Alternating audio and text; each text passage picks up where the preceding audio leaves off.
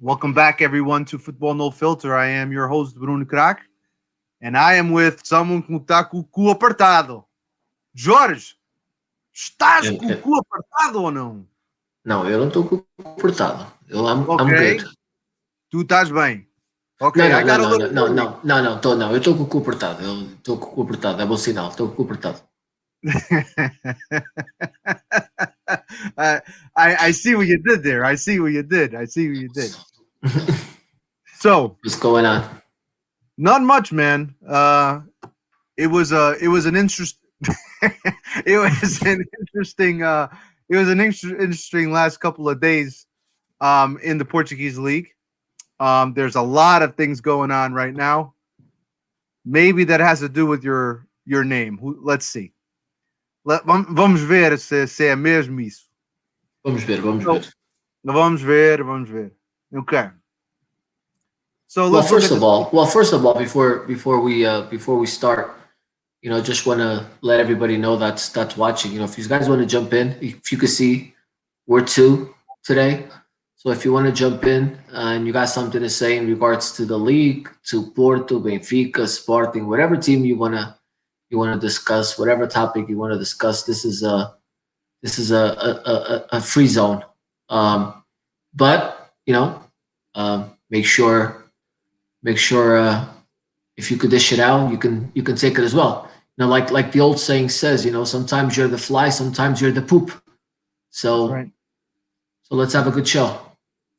We'll have a good show. I'm pretty sure there's a lot of people that want to get in on this. Um, but let's keep it to soccer, huh? Soccer only. Boom. Definitely. Round 26 is in the books. We saw Portimonense rattle Guimarães 3-0. I think me and Brandon last week we said that Guimarães is looking a little rough. So we'll see.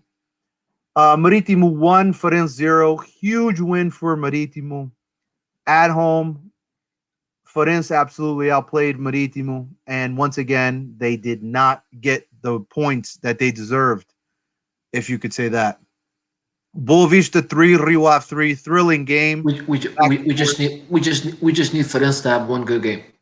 One Oh, more this good game. Friday. This Friday. This Friday is a good time to have a really good game Really and good game. really turn it around on their luck. Um, so Boavista and Rio Ave 3-3. That was a thrilling game. A lot of polemic at the end of the game that we'll discuss. Tondela 0, Porto 2. Passos de Ferreira 0, Benfica 5. Gil Vicente 1, Moreirense 2. Cinco? 5. Cinco? Sim. Foi muito, foi muito. Santa Ok. Clara. Dois? Ok. Cinco? Well, speaking of 5, Santa Clara 5, Nacional 1. Isto é Braga costume do Nacional Belenenses agora. 1. O Petit, pá, o Petit agora é uma máquina. Contra We, ju- we os just outros, we just we just need Belenenses to have one really good one game. more Two good weeks game. from now, one more good game. No, next weekend. Next weekend. Yeah, 2 weeks. Yeah, 2 weeks. No, next weekend, because next week we play 2 jornadas. Ah, pois. Então Next para quem tá castigado 15 dias já é foda. which we'll talk about as well. And then we had the surprise of the week once again. Sporting 1, Famalicão 1. Surprise to whom? Exactly. To some people were surprised. Some people thought it was a win. My yellow sticky notes worked last week. Pois, está aqui o papelinho. Olha ali o papelinho, ó, Jorge. Tá bom. All right, so let's go into the table. Sporting 66, Porto 60, Benfica 57, Braga 54, Passo Ferreira 44, Guimarães and Santa Clara 35 in 6th place, tied now. Moreirense 34 in 8th, Portimonense in 9th with 29. Gil Vicente, Tondela, and Rio Ave all tied in 10th place with 28. Famalicão Belenenses at 27 points. Boavista 25. Marítimo now out of the basement at 24 and 16th. Farense in 22 with 22, sorry, and Nacional 21 points. So, George, let's start with the first game that we were talking about. Portimonense Guimarães. Were you surprised with this result? I mean, if you look at the last couple of games for Guimarães, they haven't been good games. They've lost, I believe, both games. But I mean, against Portimonense, I didn't expect. I think I picked Guimarães to win. I You know, don't remember. on paper, Guimarães has a better team, but just not doing their job this year. Yeah, I mean, I think defensively they're just very weak team. Offensively, in midfield they're pretty strong, but with the exception of the nine position out there. All right, Marítimo 1 Farense 0. Was that a result that you were expecting? No, I mean, I believe I chose Marítimo to win. Oh, you did. Okay. But you know, so it's not surprising to me. You know, Farense historically, Farense gives up goals, and they really have nobody up front to score them. So I thought that, you know, either a tie or a Marítimo win is the way it was going to go. I will say Plus they're saving their energy for this Friday. Speak it to existence. Speak to existence. Going back to that Portimonense game, because I forgot to mention, I do want to highlight one person, that kid Beto, once again with a really good goal, a really good game. Do you foresee him maybe making the move to a bigger club, top three, or maybe not so big? Well, they were talking about this week. I think on the papers they were talking about Benfica, but I don't think that's a reasonable thing. I think Portimonense being Porto C team, I think before anything he'll go to Porto. That would, I mean, I do like him, and he does. Look, and somebody agrees with me. I just can't see who it is.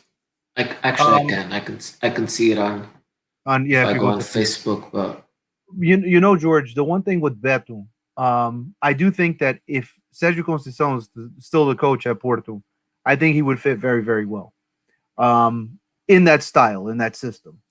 I think if he went to another club, let's be honest, in Benfica, who's he going to sit?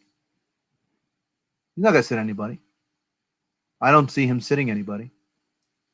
Sporting, they invested 20 million in Paulinho. I don't see them sitting him. Sporar would be the backup.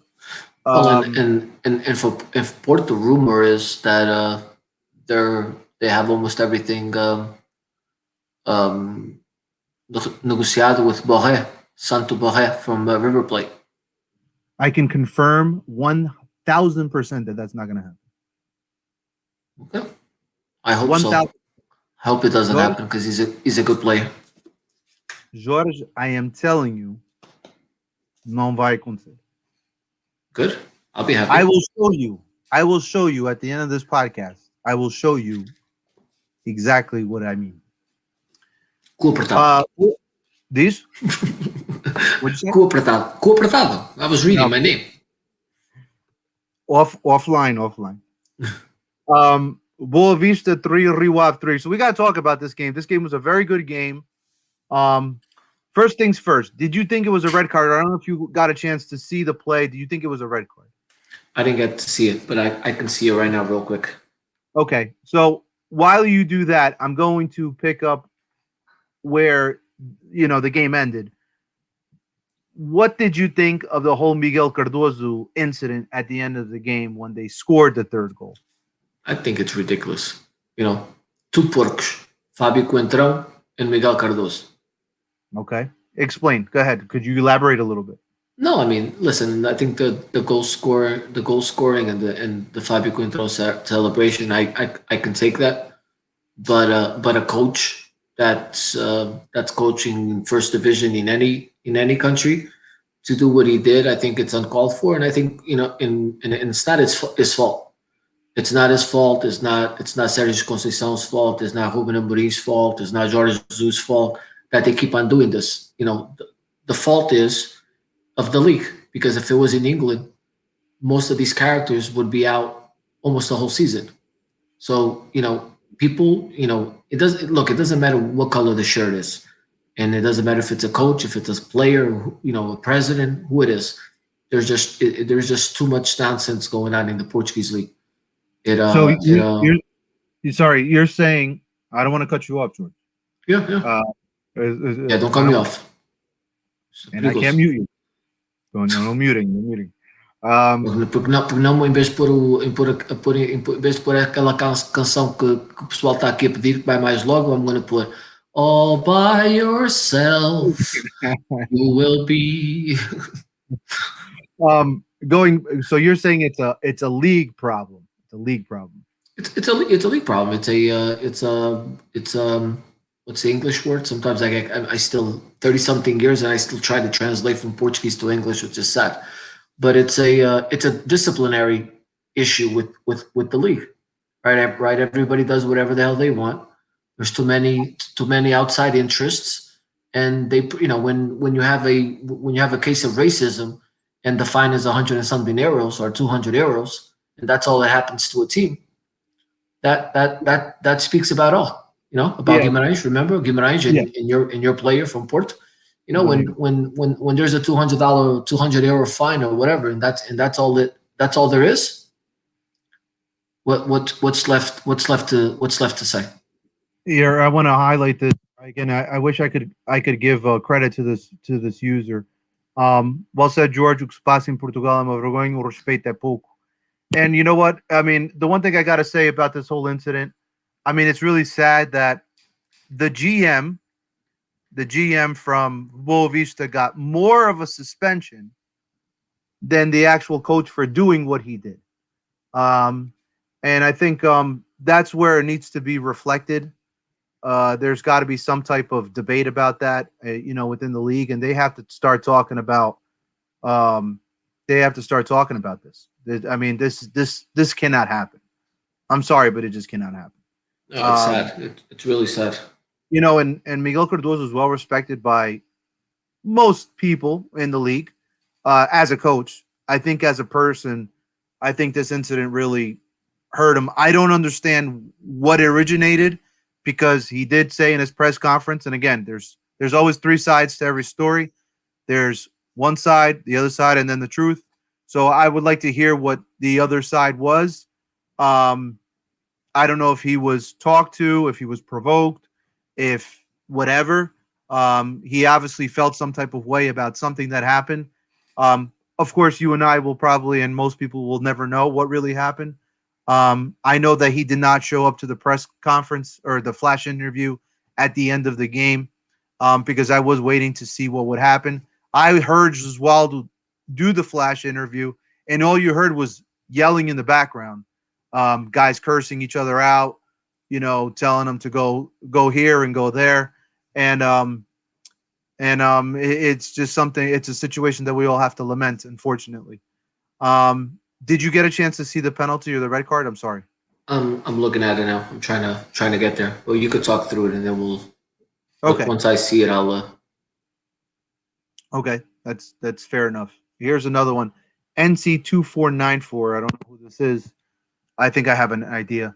It's the same as a classroom with no teacher. Everyone just runs wild. That's what's going on in the league. No ordem, no respeito, nada. I wanna say, I think I know who that is saying that. All right. We're gonna move ahead. Gil Vicente 1, Moreirense 2. Surprise for you? Not so much. No. Okay. Santa Clara 5, Nacional 1. I think this was a surprise. I'm not surprised about the result of who won. I'm surprised the difference of goals.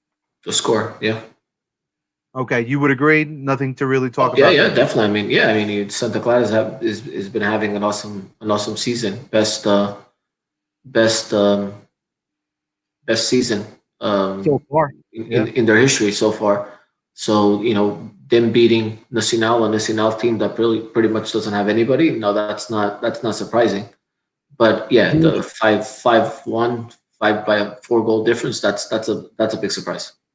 I'm gonna tell you something, George. I just hope Nacional continues their defensive woes just for one more weekend. Just one more weekend. One more weekend.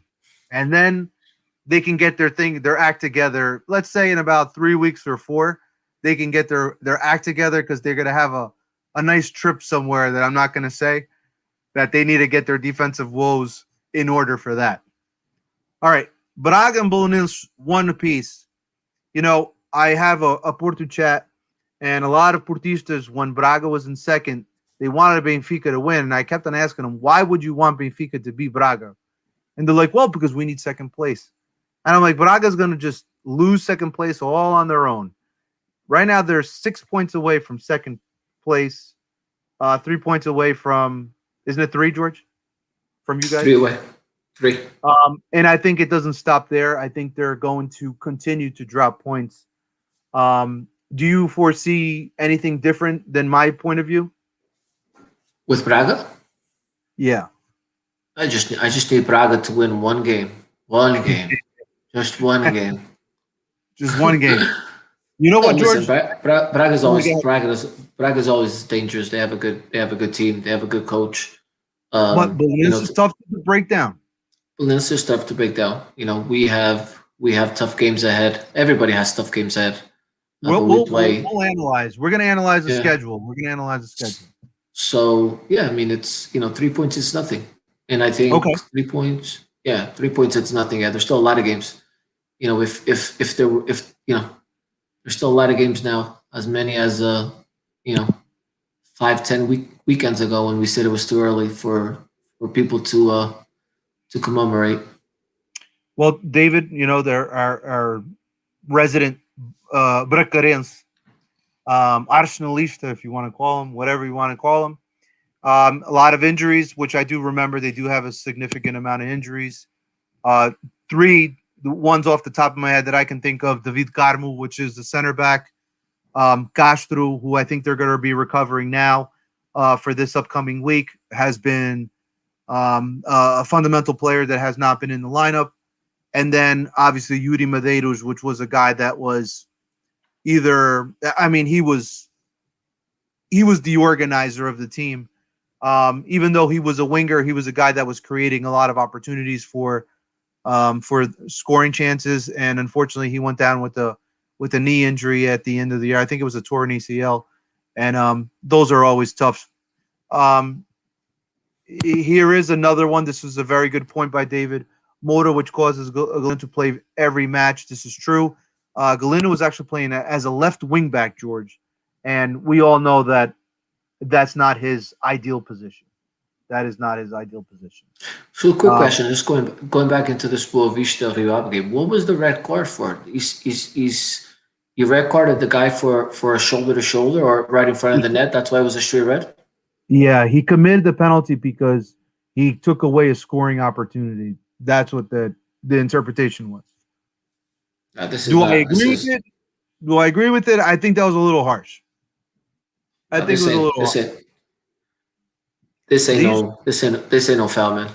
Again, it's one of those things in Portuguese league. Right. You give you go as far as people let you go, and diving in Portugal in a lot of cases in soft play, it's reprimanded. It's not reprimand. I'm sorry. It's rewarded. So that's why people keep on doing the same thing. This is not a foul. This is nothing in England. In England, the Rival player gets a yellow card for diving. I just want to highlight this one from Juicebox. They shipped Viana to Brazil right before the injuries too. I think the Viana thing was more of a personality thing. I think he was being cancerous. And I think Carvalhal, when you have a cancer like that in any team, you just got to get rid of him before things get worse, regardless if it's injuries or not. I'm pretty sure they have a competitive B team. I'm pretty sure they can bring up a player or two to cover for Viana. Honestly, Viana is not that good anyway. In my opinion, I thought he was very, very weak. I've seen a lot of games that he was just garbage. This is Molingas here. Braga will drop a lot of points now, and then I want to highlight this one. They will be out of the race. Now, George, do you believe that Braga is out of the race, like the title race? As the third big club in Portugal, I don't think they're ever out of the race.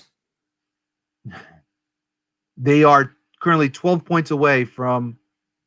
Well, we're not talking about the championship race. If you're talking about the championship race, yeah, they're out of the race. I'm talking the about I'm talking champ- about the third spot for the Champions League. I strongly believe that Braga is going to struggle down the stretch. I just do. Still a lot of tough games, man. They are, and If we're you going to can, break. you know, We're going to break down the schedule. just looking at us in Braga, the champ. Oh, so Malenga is just talking about the championship. Yeah, of course, Braga's out of the championship. They're 12 points behind with 8 games left. So what I mean, that's gonna be tough. That's gonna be tough. Okay, so we're gonna go into the games.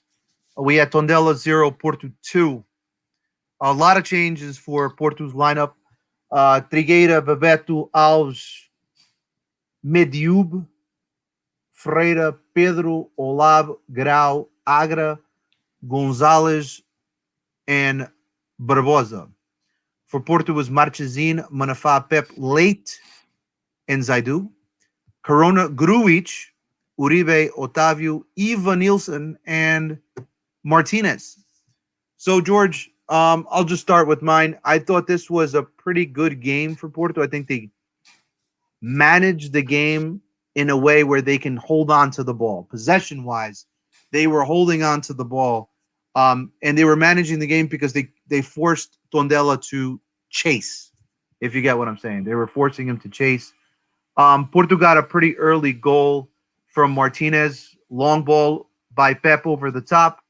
Martinez chests it down and then actually has a very nice finish. It was pretty surprising. After that, I mean, I watched the highlights last night just to kind of refresh my memory. Tondela had one shot on goal that Marchesin made. Sorry, two? Okay. I only remember this one that it was like of somewhat difficulty, and that's about it. That he had to really apply himself. Other than that, I don't think that Tondela was very strong. Breaking down some of the players, Diogo Leite, I think playing next to Pep is a different type of Diogo Leite. For some reason, he feels a little bit more confident. Zaidu had a good game. Zaidu playing against Tondela versus playing against Chelsea, you can see the difference of confidence in the player. Manafá, I thought had a pretty good game. I really thought he had a pretty good game. Again, Tondela, you should be standing out. A couple of Marco Grujic, I thought was probably the difference maker in this game, honestly, and it's a tactical. He's not one of those guys that's going to make the flashy pass or the assist or anything. He does a lot of the dirty work that most people don't recognize or don't see. He cut everything through the middle. In comparison to the other games where Tondela played Porto, Rafael Barbosa was a big problem for us. Not so much anymore.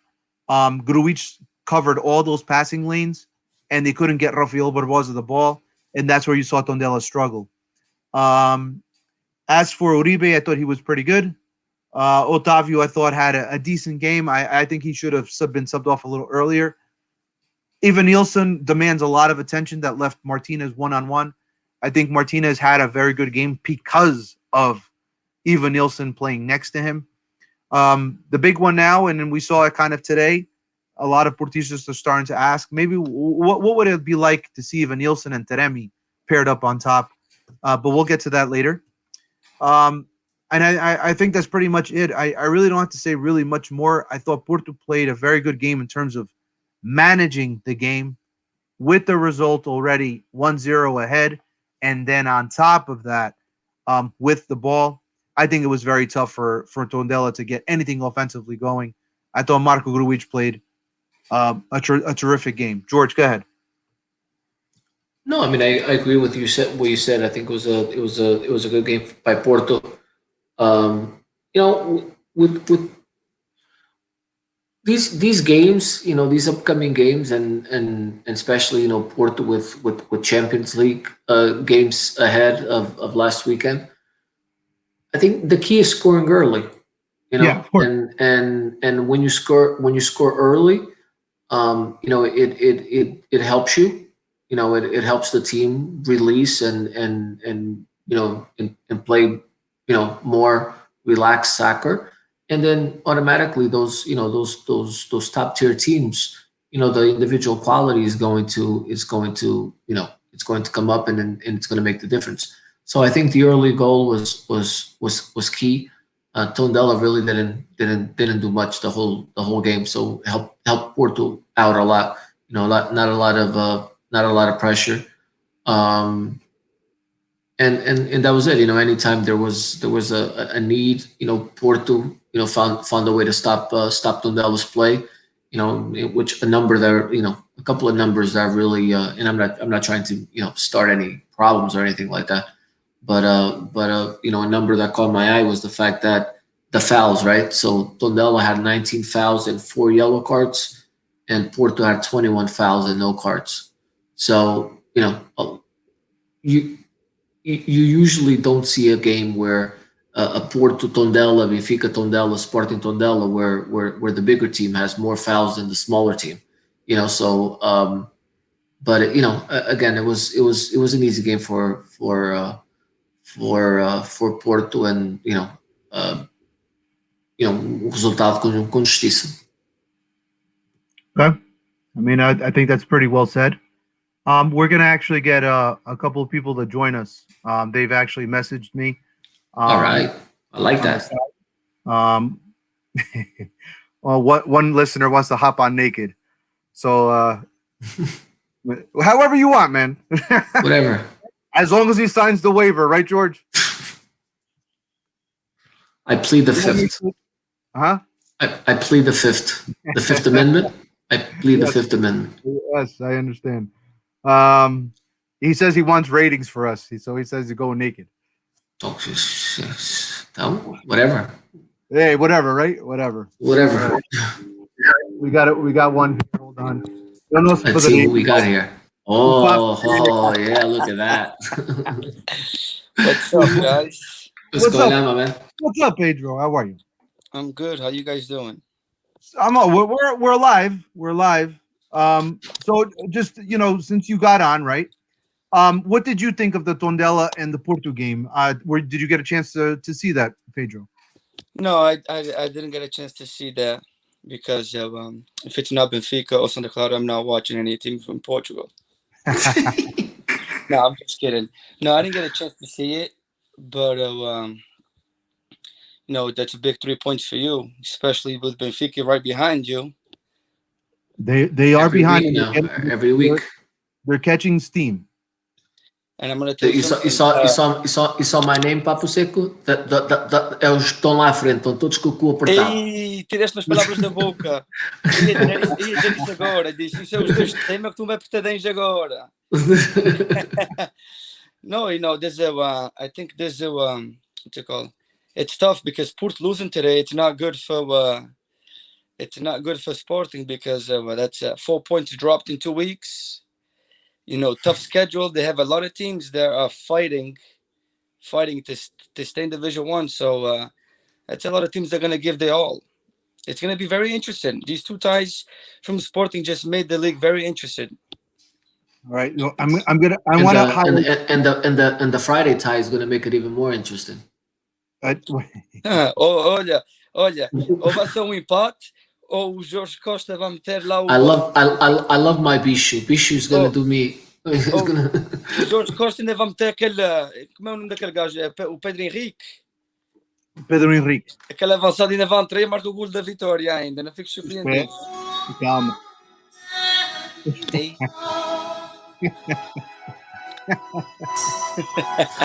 Don't ever let me go. Don't ever let go. Oh, Jack. Pedro, I want to bring this. I forgot what team is Grujic from, and is Porto going to buy him? So From that Liverpool. is a popular question. It definitely is Liverpool. That's the team. That's the parent club. They want 20 million. That's the rumor. 20 million. I don't think that Porto has the capability Foda-se, to nem pay dava 20 nem million. dava 100, pá. And then on top of So My fault, I was don't me. think I don't think that's going to be I don't think that's going to be feasible for Porto. I think if it was something like 10, maybe we can discuss. 20, no sir. Tchê, e saco de batatas, não é melhor? Quem é um saco Não. de batata? Pelo Gruitch, pô. Well, 20 so, 20 actually, million. Pedro, let 20 me ask you, million. do you like him as a player? Because that's a big debate in the Porto nation. Many Portuguese don't like Grujic, and then there's a lot of them that do. So, where if you as an outsider, do you like his style of play or not so much? Not at Porto. You don't think he fits?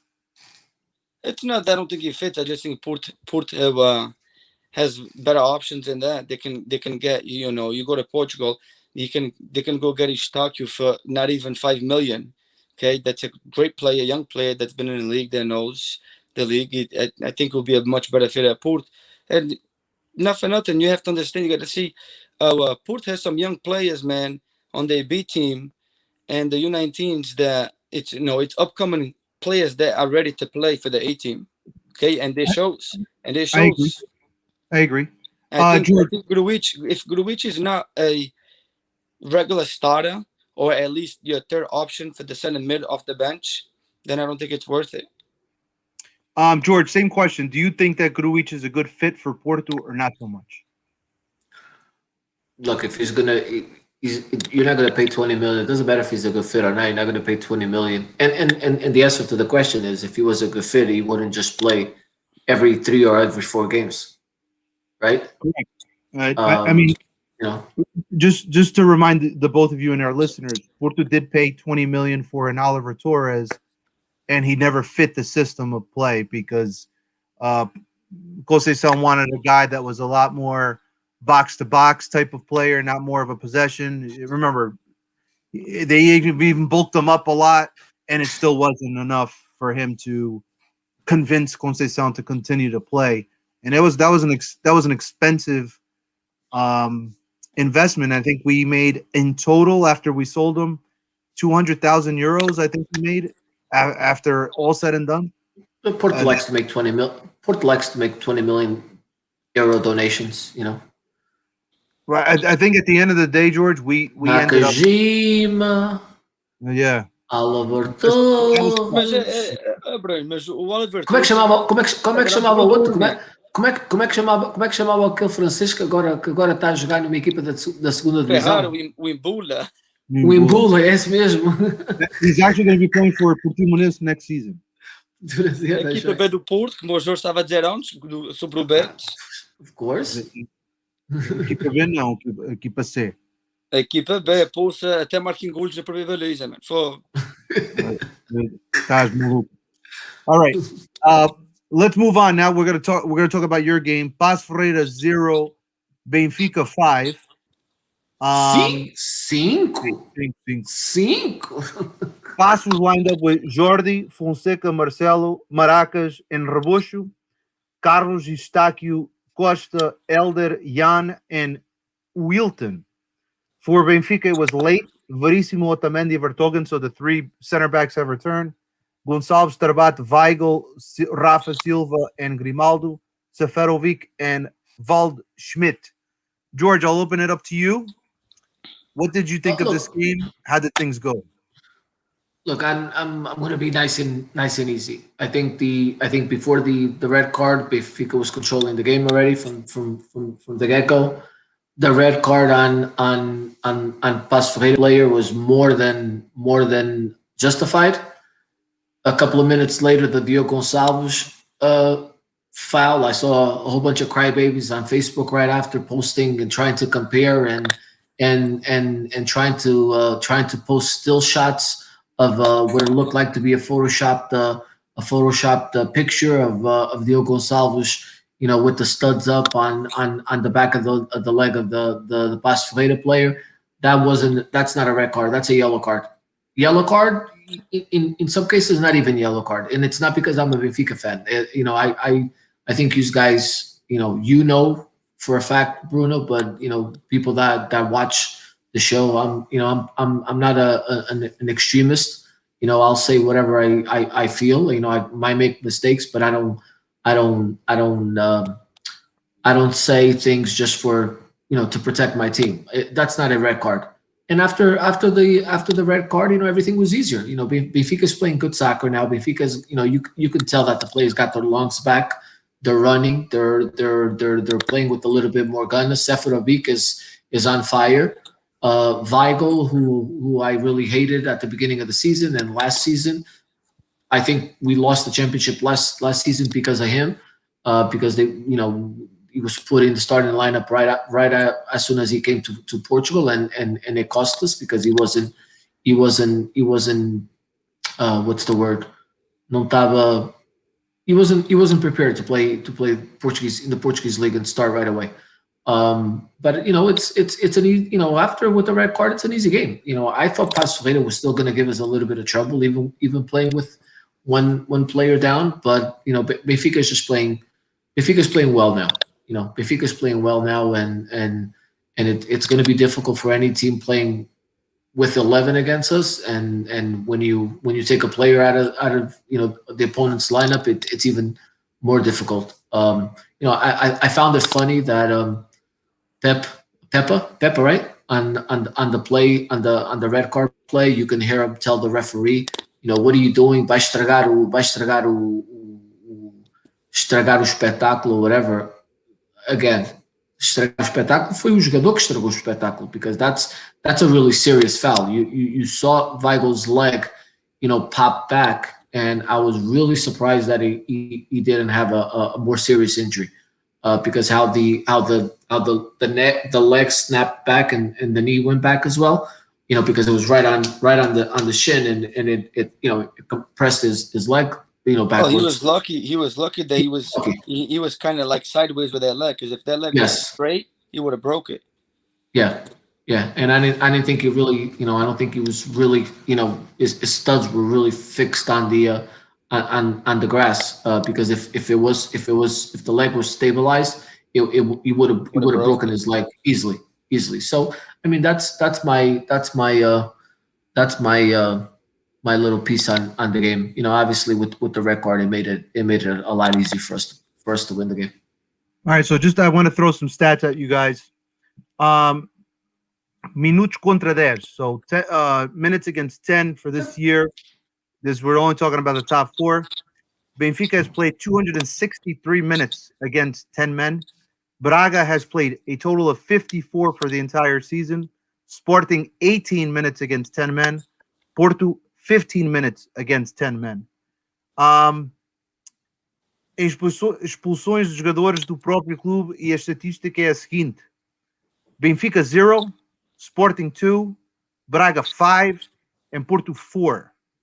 So I'll open it up to you, Pedro. Benfica fans like to talk a lot about Porto and the PKs.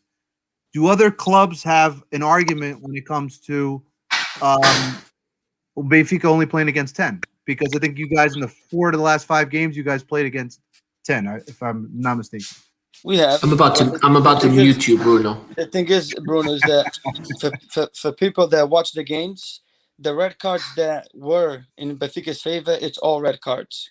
Yeah, which one is not a red card? All red cards. Just tell me.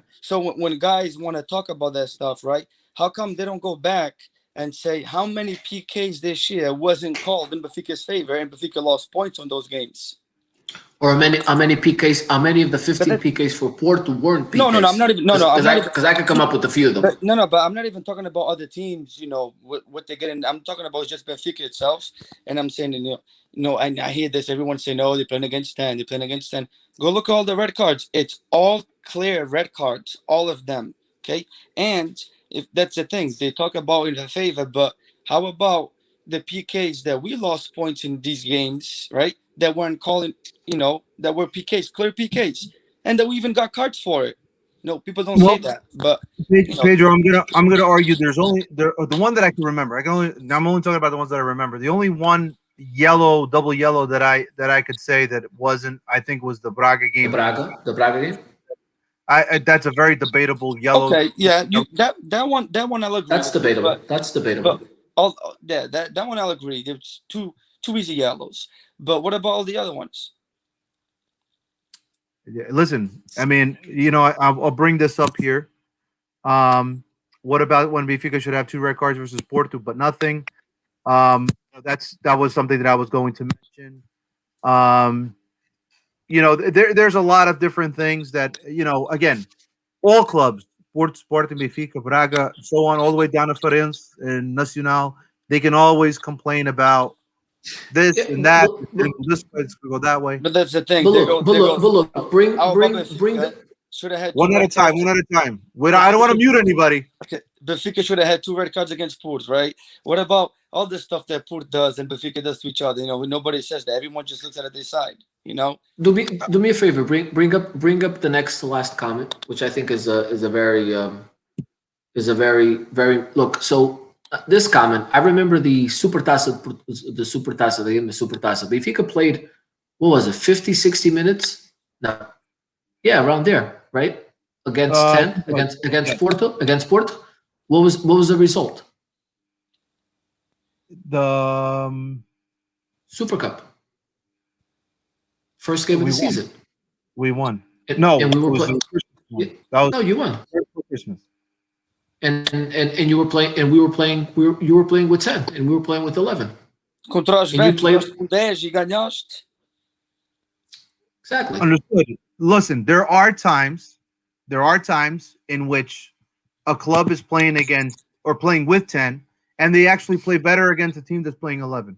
But that also tires out teams as well, and that doesn't happen all the time. Now, I understand it's Captain J-Pack Captain is the one that actually made this comment. But penalties are also not guaranteed. There's a higher percentage of an opportunity to score, but that doesn't necessarily mean that there's going to be a goal.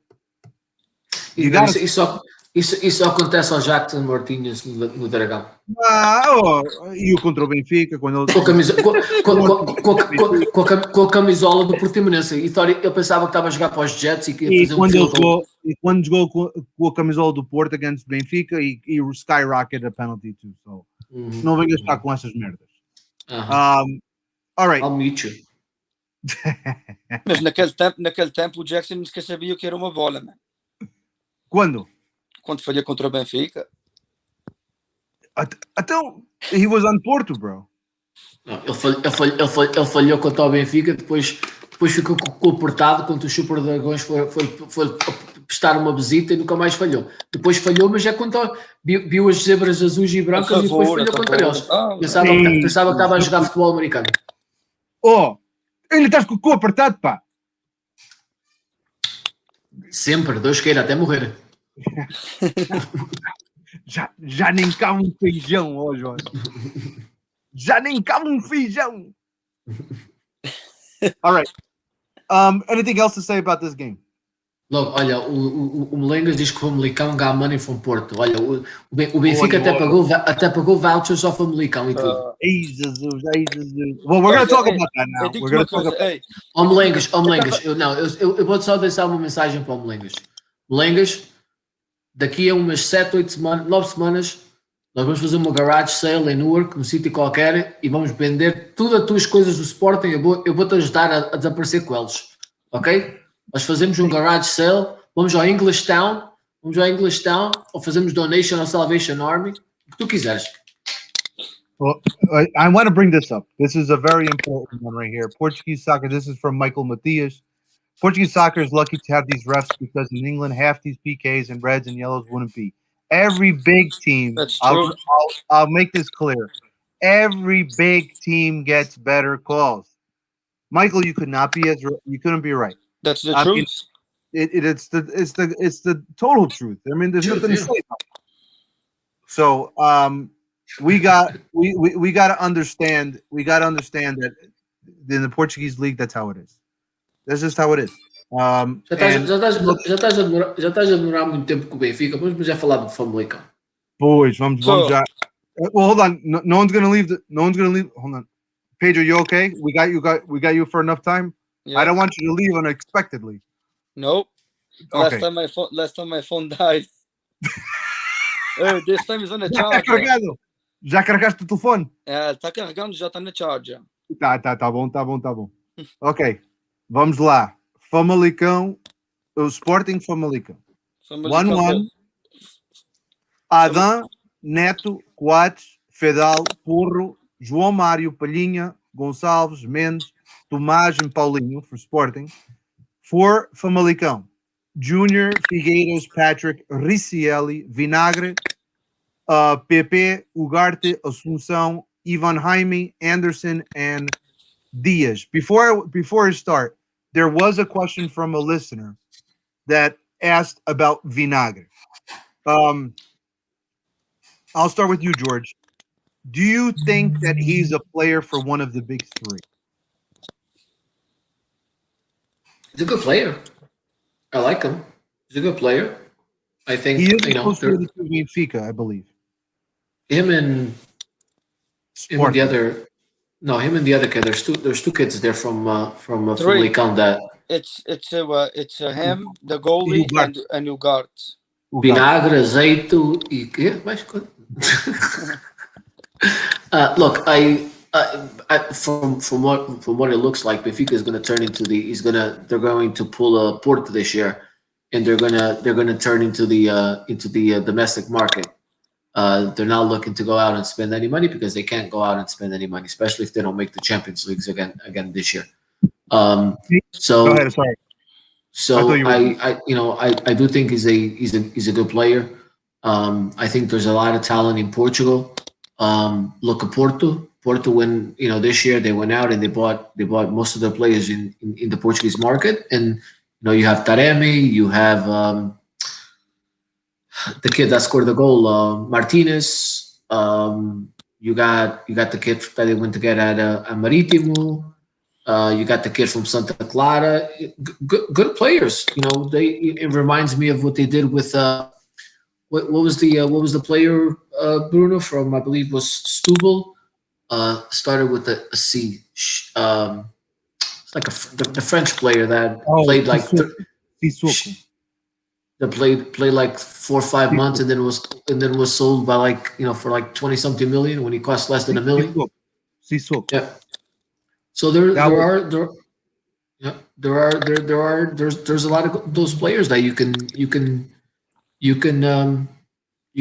groom them into great players. Some are already great players, right? But they play with not that much talent, and then you put them in a team with talent, and they'll even be better. So look, I'm all for not going and getting players in Brazil in 4th, 5th, 6th divisions, or going to Yugoslavia and get them in 5th, 6th divisions, and get these players that are already in Portugal, Portuguese players, and develop them. So yeah, I hope we can get a couple of these players.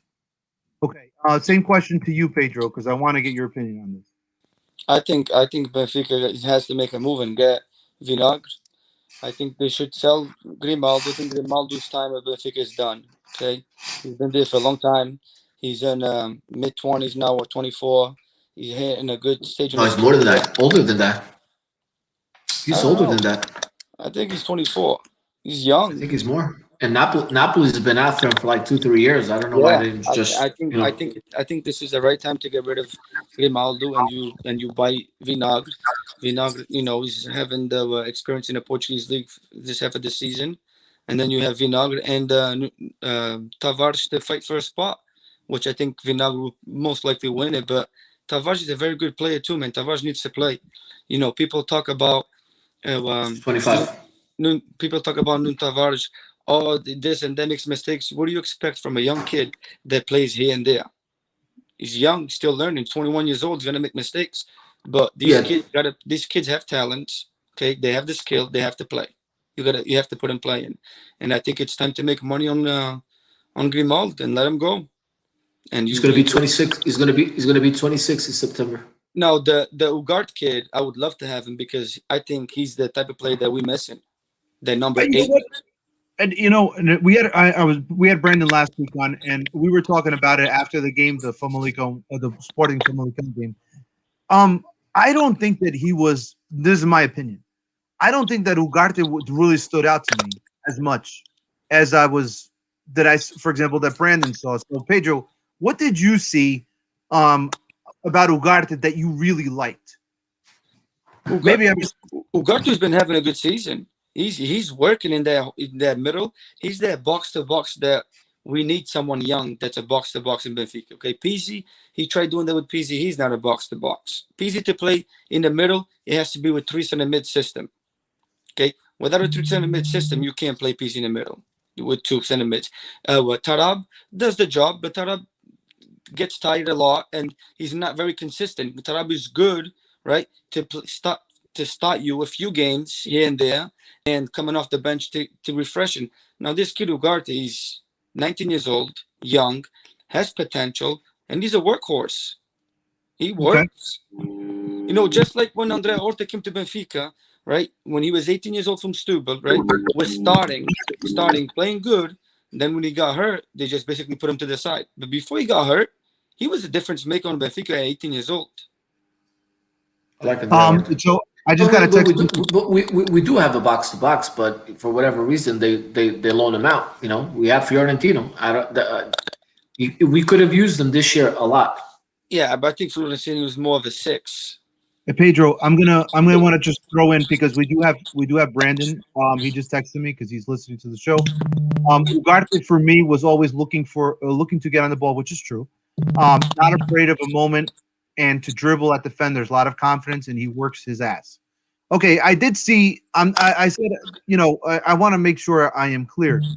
I did see all that Brandon is talking about. The only thing is that I didn't see it make like such a huge difference for Famalicão. Like the guy that stood out to me the most was that guy Ivan Jaime. Yeah, because Ivan Jaime, he's the creator. Yeah, dude. But I mean, his speed, he had dribbling ability. He was all over the field. He made a big mistake on the goal. He made a big mistake on the Sporting goal. But he's not a number 8. And the reason why that guy has all that freedom is because they have Pep in the middle, the defensive mid, and then they have Ugarte or they have Estusan. So there's guys behind him, right behind that do all that dirty work, like you were talking about Grujic just a little while ago. Cut the passing lanes, do their work. They do their work, so they free that kid. That kid has skill. That kid is skillful. He does have skill. He's very skillful. I'm actually curious to see. I'm gonna look him up where he who he really belongs to. So também queres os jogadores todos para o Porto agora também. Agora no, I'm just a Liga Nós vai ser Liga Porto. He's on Liga Nós não, it's changed. Liga B-Win. B-Win, yes. So, esta liga troca de nome todos os anos, como a gente troca em cuecas, man, todos os dias. George, go ahead. What was your interpretation of this game? Sorry, we're getting a little. We're focusing a lot on Famalicão. We have to make sure that we. Famalicão next year, they keep this coach and this squad. They're gonna finish top 4. Top 4, okay, it's possible. With this coach and this team, dude, you remember in January they basically rebuilt their whole team. They brought a lot of guys back. They used but they're going to lose them again. They're going to lose them again. Like Pep, Ilibert. They brought a lot of good players in, man. Vinagre. They're going to lose again. They're going to lose a lot of players again. No, I know they all on loan, but I'm saying if they can keep these guys for one season with this coach, they're definitely a top 4 team in Portugal. Hey, so you guys want to know who Ivan Jaime belongs to? I'm kind of curious about that one. George, who do you think? I'm not sure. I think isn't he from Uruguay? Is he the Uruguayan player? Spaniard. Oh. Qual é a equipa? Not sure. Espera aí, a equipa de onde é? De onde é que a equipa é? Athletic Madrid. See, that's what I thought too, George. He's actually from Famalicão, so they bought him for 550,000 euros. Wow. €550,000 for a guy like that. This is gonna be another guy that's gonna be another pot deal that they're gonna make a lot of money on. Oh, and it's very possible for sure. I mean, he's a young kid. I mean, he's only he's 21 years old. Yeah. Wow. Wow. So I mean, listen, and we all talked about. They got some good players. They got some good players. Yeah, they do have some good players. I mean, remember, just for people to forget that might have forgotten, 40,000. I mean, they did 40 players this year, which is a high. Famalicão used 40 players in the league this year. That is an absurd amount of players for in one season for a club that only plays, domestically. They don't even play internationally. So that is ridiculous. But I thought they played very well. Pedro, did you like the tactic that Vieira used in this game? The who? Ivo Vieira, the coach from Famalicão. I've been liking that. I've been liking what he's been doing since he got there from day one. I mean, because look, he played Braga neck to neck. Okay, should have won the game. Got robbed. Yeah, should have won the game. He got robbed. Then he gives Merit Team 4. Okay. Then he goes to Post. He receives Post Freire, gives him 2 with no problem. Could have been more. Could have been more. With no problem. He's been dominating games left and right. And then he played with Sporting. Yeah, they went to Sporting, so there's that fear there. But I called it. I talked to my father-in-law, and I said when Sporting went to Moreirense, I said that's going to be a tough place to play. And when Famalicão goes to Sporting, if Famalicão ties to Sporting, which I think they will, this league is back. It's open again. And I wasn't surprised that Famalicão tied that game. I wasn't at all, because Famalicão is playing. They're playing good soccer, man. Since this guy got there, he knows what he's doing. It's good to have this guy back. I just think, to me, I would have liked to see him back at Guimarães, because Guimarães, to me, it's a big disappointment. They have such a good team. They just need the right coach there. And I think this year they did a terrible job picking coaches. Pedro, I want to add, I saw this post in the FOPS page on Facebook. Someone did mention ask the question, why did Ivo Vieira leave Guimarães? I think it had a lot to do with they didn't want to renew his contract.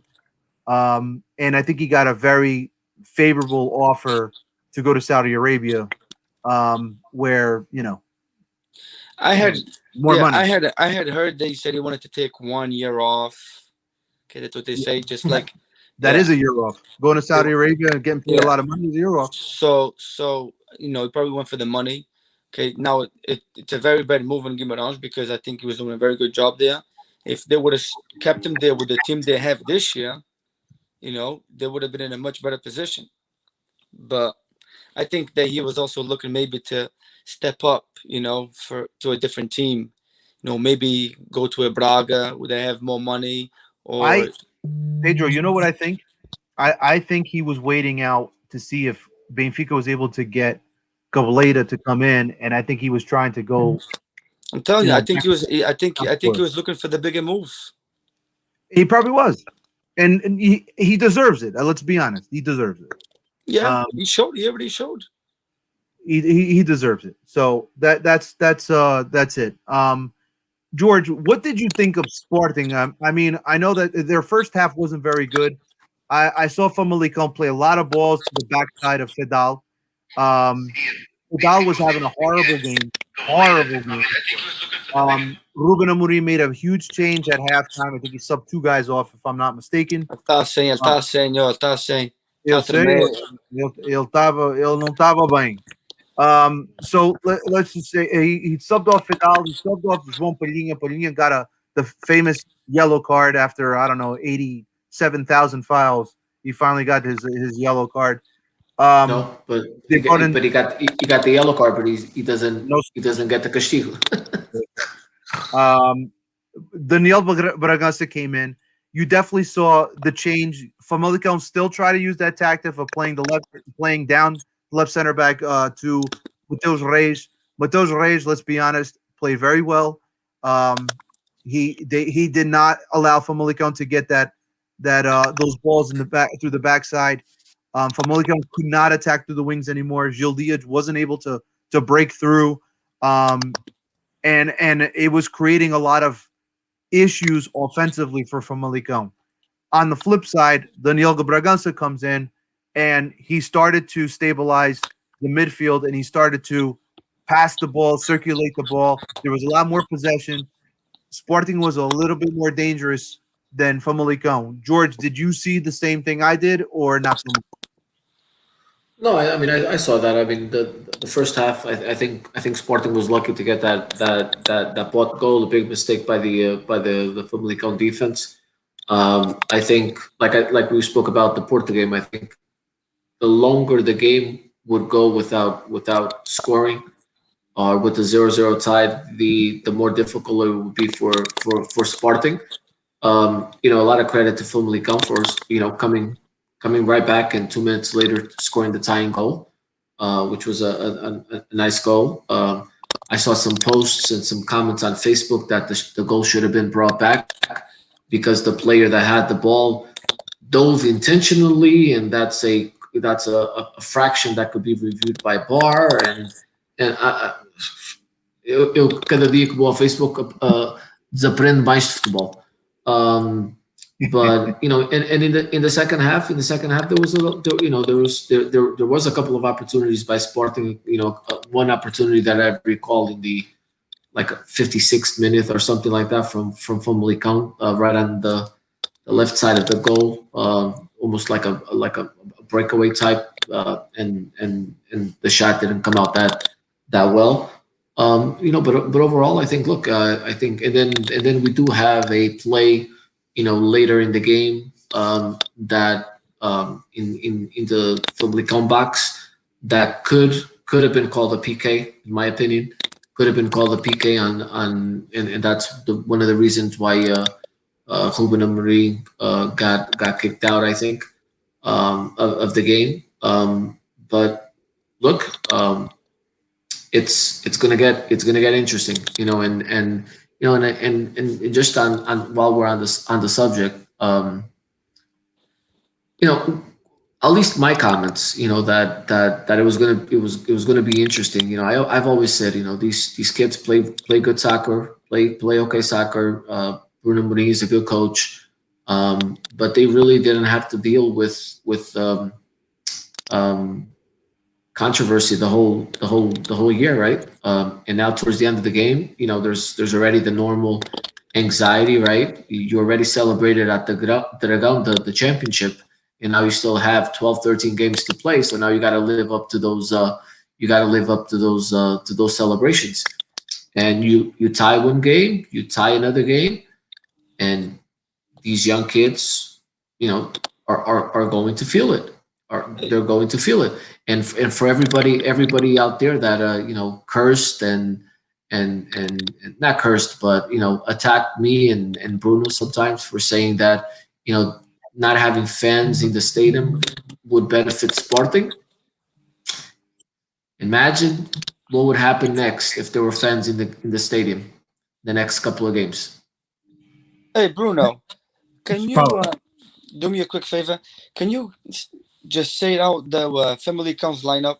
What do you play? A 4-3-3? I'll do it for you. Hold on. He had what he had in the middle is Susan, Pep and Ugarte. He played a 4-1-4-1. Yeah, I mean 4-1-4-1. He had Assunção behind the midfielders, and then he had Anderson up top. With Pep, but then he had Pep and Ugarte in front of Assunção, right? George. Yeah. George, we got a special guest, George. I told him. No, I'm the one that told him to join. Well, estou sick.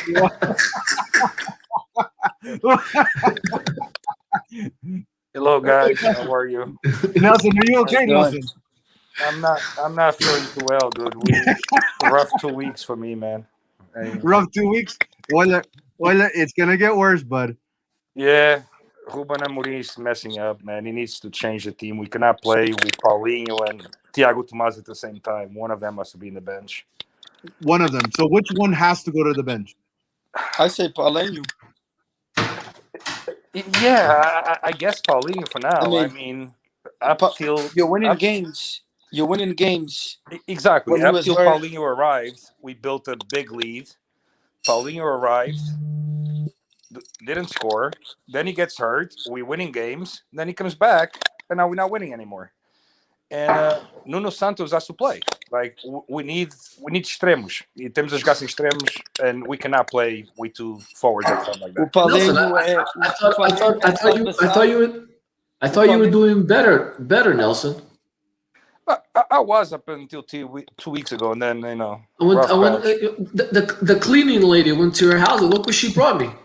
What the hell is that? I can't see. É uma vela, Tava pá, uma na vela. tua casa, uma vela, e o terço, it's not working? Listen, if we don't win the title this year, I'm done watching soccer. I'm fucking done. O Paulinho é a salvação do Porto e Benfica, pá. Olha, então Nelson, tu e o Molengas podem ir para Inglestown juntos vender as camisolas, já está, não há problema. The sporting table. They got the sporting table. I don't know if Pedro will anybody go there. He's gonna buy something for his sugar. I don't think anybody will buy Não, it. o meu sogro é benfiquista, pá. Meu sogro é benfiquista. I'll be honest with you guys. I mean, still, listen, if you ask me what position I'd rather be, 6 points ahead or 6 points behind, You're right. Of course, I'd rather be of course. 6 points ahead. I mean, simple Of as course. that. Do I still think we're going to be champs? Yes, but I do think things got to change. We cannot play with those two guys up front at the same time. We just can't. The team changed a lot. Now the question is, do you think you're going to be champs because you're going to win the whole season, the rest of the games, or do you think you're going to be champs because Porto and Benfica lose points? Well, just remember, Porto has to play Benfica. Both of them can't win. Both of them cannot win. So I'm actually, depends where we stand at that moment. I might be I don't want to say this. I might be rooting for Benfica that day. You know what I mean? But or at least a tie for sure. But Imagine last game of the season, Porto and Sporting finished tied in points. Sporting doesn't lose any games in the season, and Porto wins the championship on goal That's my average. dream scenario, George. I'll jump. I didn't want to say it, George. I'll jump off a bridge then. Like, It's shot, man. I'll be honest with you guys. I think it's a big game for Sporting this coming Friday. I think it's a monster game for Sporting. It is. Farense is not a bad team. I know they at the bottom of the league. They're not a bad team. I know they're fighting to stay up, but they got good players, and they play good soccer. And it's not an easy game. And if we don't win there, we are definitely in trouble. Olha, Sporting needs to score early. If they don't score early, they're going to tremble. Desde que o Ferenc não joga com o Beto na baliza, para não andar no Nuno Franco, para dar uma oferta, o Ferenc de repente estão um chance. Eu se fosse ao bicho, tirava um avançado e punha outro guarda-redes, 2 guarda-redes nesse jogo. Pode-se fazer, não é? Não é legal, não é? No, you can't. Pedro, I have a question for you, Pedro. I have a question for you. Go ahead. So that is George described my dream scenario. So if people missed it, I'll re-say it again. My dream scenario would be Porto and Sporting ending the league tied on points. Sporting never loses a game. Sporting does not lose a game, so they end the season with 0 losses. But Porto's champ. Now, wouldn't that be great, Popsicle? I mean, how awesome would that be? No, because that's not going to happen because Porto is going to lose against Benfica at home and so are you. Isso é diferente. Então depois eles têm que ir para o Tejo apanhar as canas. Então isso é um problema. Why are you pissing on my dream, man? Because my team's not losing a game the rest of the season. We don't have to remember. We don't have to beat you. We can still draw, and Sporting can draw 6 out of the last 8 games. Yeah, but Jorge Jesus has that pride that he's gonna have to beat you guys. But Pedro, at the same time, you're saying your team is not going to lose again. Okay, I know you guys just beat Passos 5-0. I get that. All right, but the previous week you beat Marítimo 1-0 at home. Yeah, you know what I mean. Comfortable. Like, I'm sorry. Comfortable. Could have been 5-6-0. The past 6 wins we've been having in the Portuguese league, it's been comfortable. Well, I understand you play against 10 every game. I get it. Comfortable I get wins. all that. The red cards are fair, and it's comfortable wins. Remember, my goalie in 6 games, has made one big save that was a goal save. It was against Maritim. Other than that, it's shots out of the net, regular saves. I agree. Your defense is playing real well. I Yep. think those three guys together are. But that's really about it, meshing. though. The team is playing okay. They're not playing great soccer. They're playing okay. The defense. I said the defense. The Yeah, defense but is playing real well. The defense is playing good. I don't think we're gonna lose another game the rest of the season, and not because of this, not because of the game against Paços Ferreira. I just don't think. I think Benfica finally We're gonna talk now about that, start to Pedro. click, but We're gonna talk about that. The schedule. No, did you guys discuss the sporting game already? Because I was driving, so I don't know if you discussed that. No, we're doing it now. We were doing it now. talking. We You're we entitled. invited you. We invited you You're in entitled for to that. come on. Awesome. Thank you. I appreciate it. Follow Nelson. What do you have to say about the game? Listen, we missed a couple easy goals that we should never miss. You know what I mean? We had a couple clean chance goals. I mean a real. Honestly, I'll put it to you this way: if it was Paulinho taking those shots instead of Thiago Tomas, like he probably would have scored. But whatever, we missed a couple chances. I do think there's at least one clear penalty. The one on Giovanni when he crosses the ball or tries to shoot cross or whatever. I said that also. That's a clear penalty. And the Famalicão goal, it's just a shitty goal, man. It's like everybody stopped playing. Now, I really don't know the rules, so I'll ask you guys. Now, when the guy faked the dive, He didn't fake the dive. Stop? No. No, well, Stop. the thing is that he stopped so he wouldn't hit the player. The ball was right there. He got up right after. He threw himself on the floor. He tried to get a penalty out of it. Come on. He tried to get He got up right away. But And I don't know Nelson, the you rules. got a fan here. Hey, at least Nelson has a sense of humor. In fact, Listen, it's a game, guys. At the end of the day, like it's just a game. You know what I mean? Like, and we're just sucking at it lately. But that's about it. So for me, that's it. Like Sporting should have won the game. I mean, what did Famalicão do all game? Nothing. They had one shot. They scored. They did nothing. No, well, they had more shots. the same thing against Moreirense. Moreirense got dominated all game, and then they came in one time. That's what I'm saying. It's soccer, but like Sporting missed. I mean, when you have chances like that in front of the net, like Thiago Tomas took too long to take the shots. I think he took one step too much, and by the time he took the shot, the guy came in and pretty much killed him. You know what I mean? But so we had a couple clear chances, and then you can see at the end of the game they try. I mean, Sporting is not giving up; they're still trying at the end of the game. But you can see there's so much pressure on these kids. Remember, most of the team is kids. You know But what I mean? but listen. I'm glad you said it because when we were saying it, when I was saying it, we were getting backlash from Sportingistas, and that's the whole thing. That's what we've been saying. What happens if Sporting gets two bad results consecutively? Will these kids handle the pressure? Right? And that's what we've been saying. Now this Friday is a big test because if you don't pass Inference and you're down to 4 or 3, it's a done deal, I believe. If we don't win Friday, I think we'll lose it because in 2 weeks later we play Braga.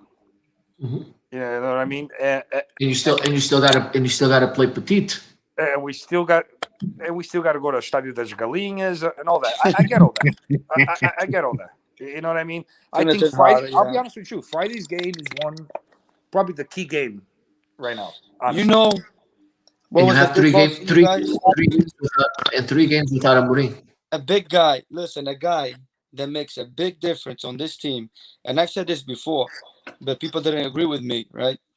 And I said, there's three guys to me that make the big difference on this squad, Sporting's team. It's Pelleña. When he's not on the team, when he's not playing, Sporting's a different team. They're not as good. Porro on the right side, and the other one is Gonçalo Inácio. Gonçalo Inácio, Sporting missed him in the back. Yeah, we definitely miss him. The kid's good. Simple as that. The kid is a baller, man. He's a player. There's no him. It's to me, it's that kid and Nuno Mendes. It doesn't matter who you play against. It doesn't matter the stage of the game. Those two kids, they build for the game. They don't feel pressure. I agree with you, Pedro. I agree with you. And- But Go ahead. I'm sorry, Nelson. I want to ask you this question. go ahead. And I think João Mari should be out of the lineup too. Let me ask you this question now. Honestly, when you see Sporting play, they get the 1-0 lead. Does it frustrate you that it seems Ruben Amorim is managing the 1-0 lead, not going for the second goal, or are you comfortable enough? Do you believe enough in your team where it says 1-0's enough? We're gonna play the possession game. I think we're gonna be able to hold off anybody that attacks us. Oh, dude, like I hate when we score early, and he just plays. He feels so comfortable with the defense because I mean, up to 2 weeks ago we allowed 11 goals. He feels so comfortable with our defense that he tries to manage the game like that. But it's like 1-0 is your result. Like any fluke shot can. And look at what happened with Moreirense. The guy took a great shot at the end of the game, and we lost 2 points like that. 2 points that we should have never lost. We Should be given Jovan Cabral some more time up there. I agree. It's 1-0. 1-0. That's a guy that comes in and makes a difference. I hate playing for But the. it's now 5 minutes. You got to give him I think 15, 20. I think Ruben Amorim, in Sporting getting lucky 3 or 4 times this season with late goals. Ruben Amorim feels like when the game gets close, he'll be able to get that late goal every time, and it's not gonna happen. Every team that wins a championship, right? They get lucky. That's true. But my opinion, I think Ruben Amorim is going away from himself. Okay, these past few weeks, he hasn't really been the Ruben Amorim that was in the beginning, right? Just worried about the team, talking about the team, just team this, team that. Nowadays, you ask a question about a red card or him going against a ref, this and that. I think he just needs to let that all go. Changed? What changed? Still focus on his game, The pressure. and his players, because lately, Pressure, dude. Lately, I think he's making the wrong moves. Like, okay, when that goes to me, it's from when the international break, when Bragança came back, right? Everyone is putting pressure on him to stop Bragança. Why? Tell me why you're gonna stop Bragança when your team is winning, your team is doing good. Okay, you don't stop Bragança because Bragança comes off the bench. He still gets playing time. He gets about 30 minutes to 25 minutes a game. And when he comes in, he's a game changer. Winning or losing, he comes in. And if you're losing, he comes in and pushes the team up for you to score. If you're winning, he holds on to the ball. He holds on to the ball for you. So why are you gonna start? Why are you gonna start that kid when everything you have going on is working? I don't think that's it. I don't think that's it. I think he started too early. Nah, it's trying to hold on to this 10-point lead. I think the way he celebrated at Porto, the tie, and from there on, he's just playing for not for ties. He's not playing for the ties, but he's just I think he's showing these kids anxiety and nervousness, which these kids didn't have before, and now these kids are feeling the pressure because of it. I don't think he's transmitting. Listen, you guys are young. Just go out and play like you've been playing this whole season. Things are going to come naturally. We're going to score. If we don't score at the 5th minute, we'll score at the 15th, at the 20th minute. I don't think he's transmitting that. I think the kids are feeling the pressure because of him and how he's. How they're viewing him. My opinion. Listen, George, this reminds me a lot of 2015, 2016. January of 2016, Sporting got rid of Montero. I don't know if you remember that. Of who? We had Montero in the team. We let him go to China. Yeah. We were in first place. We were playing good. We let him go for a couple $1 million, which I don't even get. And right after that, things changed. This year, again, I know Sporari is not great, but the formation that we were using, and Bruno just posted, somebody mentioned that about the formation. The formation we were using, Santos on the left, we had Pedro Porro on the right, and we had Sporari in the middle. Sporari is not a great player, but he held the defense. You know what I mean? He held the defense, and when Sporari didn't play, Thiago came in and played, and Thiago can run for days. The kid can just run for days. He puts pressure on the defenders. Now we don't have that anymore. Our game is just, I mean, it's so slow, so predictable. It's just so horrible to watch. It's like I'm surprised I didn't break the TV yet. It's like it's like they, Nuno Mendes. He still tries, but Nuno Mendes, when he had Nuno Santos with him on the same side, oh my God, those guys still side. You know what I mean? It's like I don't see that anymore. It's just not there. Yeah, I wanted to bring this changing. up to you, Nelson. Sorry, Pedro. I wanted to bring this up to you. The one thing that I did notice about Sporting, it seems like Nuno Mendes and Porro are starting to lose gas. And remember, you're only playing once a week for the entire season. But it does seem in a 3-4-3 system or a system where you're playing with wing backs, they are starting to get very, very tired. And they're not executing like they were, let's say, the first 2/3 of the season. Do you agree with that statement or not so much? No, I agree with that. I could that sometimes, not the entire game, but I can definitely see that at some point. You know what I mean? Like I definitely see that. Like he has. That's happening because let's look at it, right? He has changed the formation because now he tries to play with Tete and Paulinho. You got to play with only one of them because now he's basically playing as a 3-5-2. Now he moved. You look at Pedro Gonçalves; he's not playing as that winger no more. That's what I'm saying. Like winger, right wing, right forward, whatever. He's playing more as the center midfielder now. Yes. And that's taken a lot from them because look, Pedro Gonçalves for the longest time had 14 goals for how long? And he just started scoring. He has 16 goals now. Okay, so he's been a while without scoring, and he's basically been your scorer. In the formation that he's playing, your striker is not going to be a scorer. Your striker is going to be the guy that's going to basically draw the defense, and those two wingers going to create. That's why I agree with the Sporting fan over here saying that you need Nuno Mendes. You know why? I mean, Nuno Santos. You know why? Because Nuno Santos last year was number 2 in the league behind PZ in key passes, and he was playing for the WAF. He sets people up. He assists. So, he has to go back to, and then when those wing backs, let's say when Paul would go up, right? When Paul would go up, if they get caught up, João Mario is your right center mid. He kind of covers Paul's side when he's not there, and Pedrinho covers the middle. So now that he has changed that, now he's forcing Paul. When Paul goes up, he gets burnt because, like this game against Famalicão, if you look at it, Gil Dias didn't really come back as much and stood on Fedal to attack Fedal. Gil Dias is fast and he's going to attack Fedal. On the other side, Famalicão has 4 defenders. Vinag can go neck to neck with Porro up and down the line. So when Porro goes up, there's nobody on the right side to kind of cover his back, the back. That is good. Nelson, real quick, because we do have I think he's a Sportingista, Miguel Vieira. How come Sporting strikers? He's okay. Okay, my bad.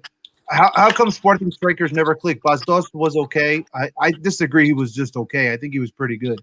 He was very good. But since Lietzen, I haven't seen any. Do you have an explanation? No, I do not. I mean, what can I say? Like, it's just you either get lucky or you don't. Look at you guys. You guys went to get Taremi and look at him. You know what I mean? Like, it just happens. I mean, it's either I still think Paulinho can be that. You know what I mean? He proved that he could be that. But right now, he's just not. It's like, and you can be tons of factors. Like I said, I hate the formation. I can't stand the formation. I mean, there's no crosses. Like, we have no crosses into the area whatsoever anymore. It's only at the end of the game, like when Nuno Santos comes in, and then all of a sudden everybody's rushing forward.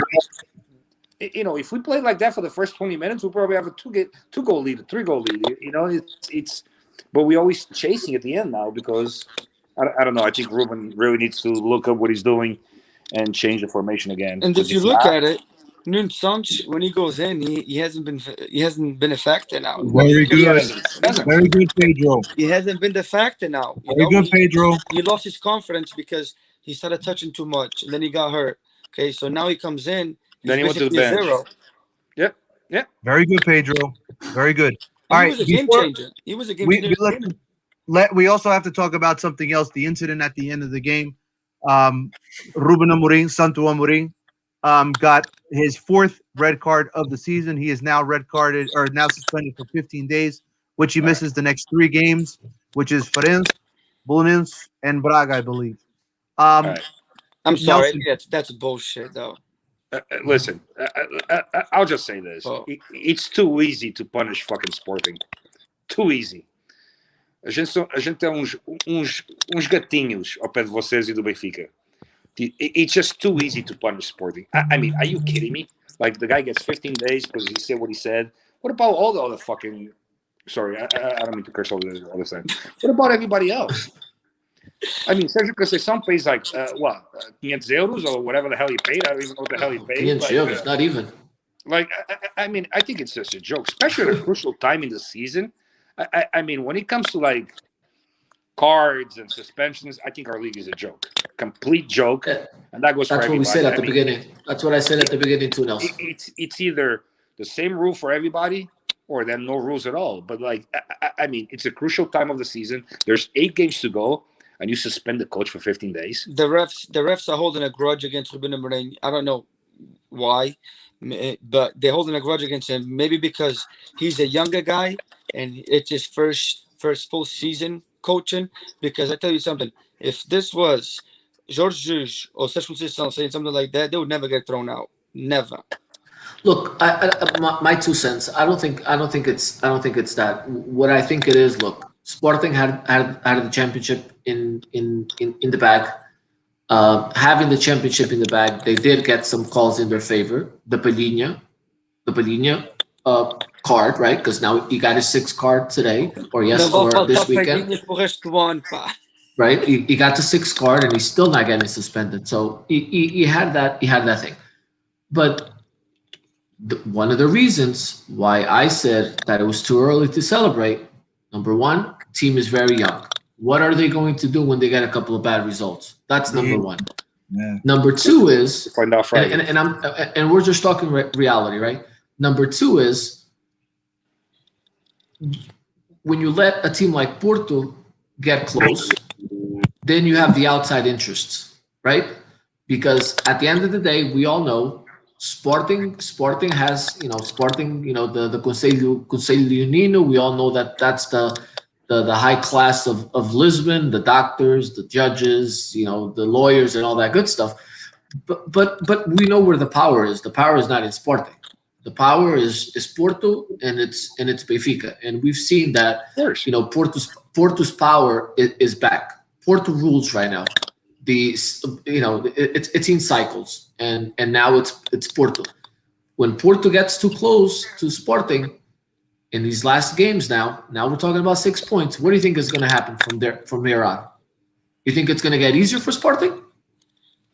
Well, I think easier for Sporting. Benfica's not that far off either.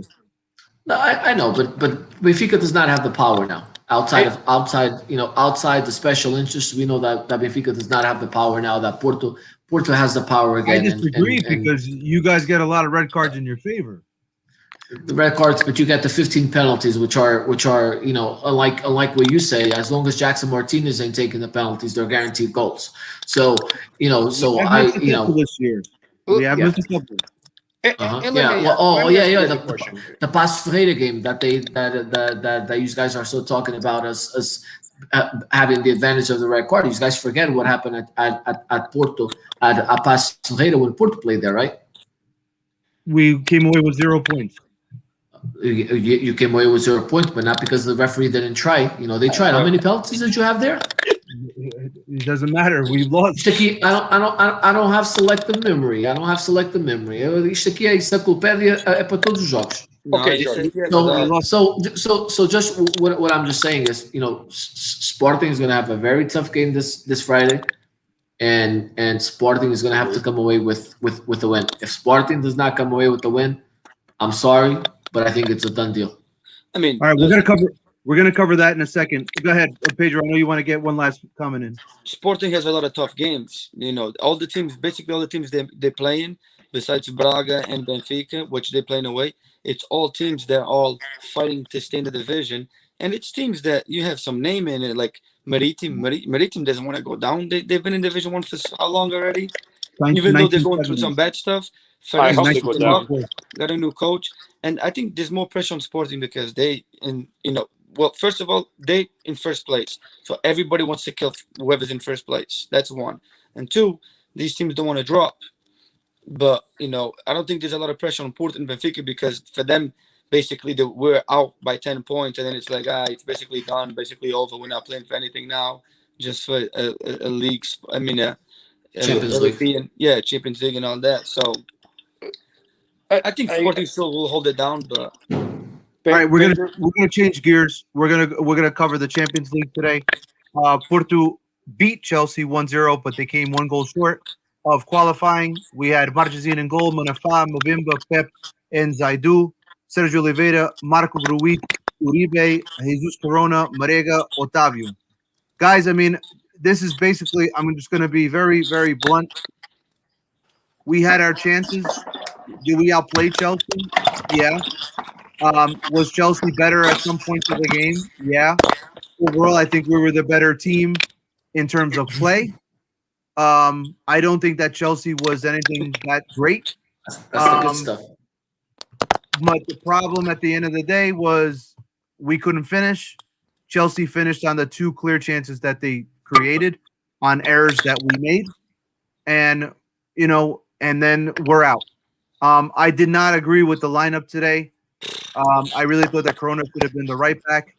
I don't think Zaidu should have played. I think Manafá should have been the left mid. I'm sorry, the left back.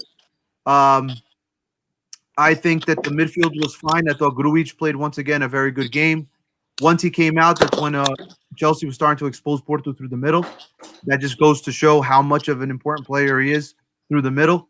I don't think Otavio was anything special. Marega was obsolete. Uribe did a lot of runs to the second post, looking for the headers in the second post. I thought the defense played. Pep and Mbemba played very well. I thought the subs came on too late. I thought that Diaz off the bench was much better. He brought a lot of width. Ivan Nilsson came in, was a presence in the box. Taremi came in, was a presence in the box. Taremi probably should have came in a lot sooner, probably at halftime.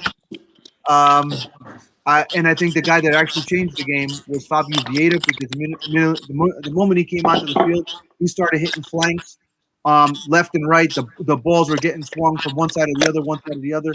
And I think at the end of the day, we had a Premi Puskás candidate with Taremi, great bicycle kick, but it was too short. George, did you agree, disagree? What do you think of this? No, I agree. I agree with what you said. I think Taremi coming back, Sergio Oliveira coming back, made a big difference. I don't understand why Taremi didn't play from the beginning. I think he needed to play. He needed to start from the beginning. And I think that's where the difference maker was. You're down 2-0.